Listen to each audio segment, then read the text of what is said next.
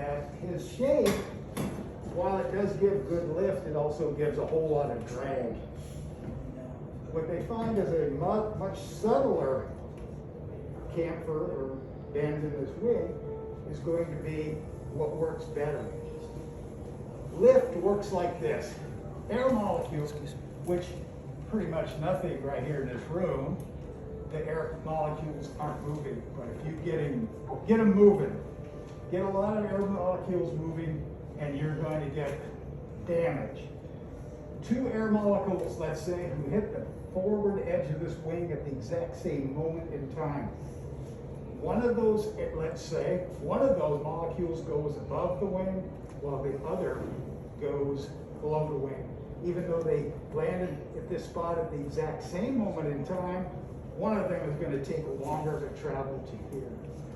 A negative pressure will happen above, and positive pressure will happen below. And it's going to give it a lift.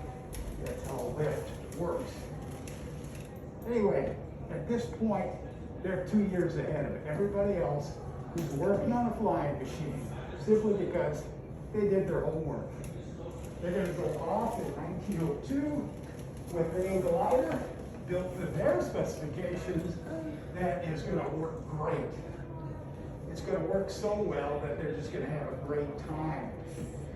Wilbur has this other crazy idea, and that's you need to learn to fly. You can't operate this thing unless you learn how to control it. You don't have time to think. They know because they've crashed hundreds of times. The only way you can control this thing is by learning to fly. It's like when your child gives you the controller to the Game Boy and they know how to work it and you don't. Well, what's going to happen is that your brain, you can't be thinking about stuff that happens too fast.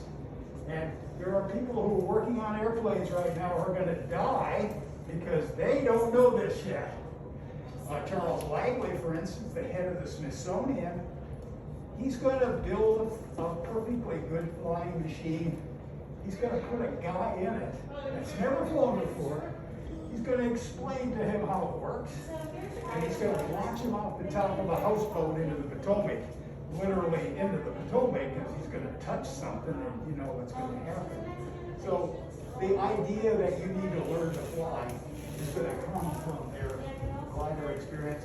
In 1903, they're going off North Carolina with an engine. They know what's going to happen. It's going to work. They arrive in North Carolina.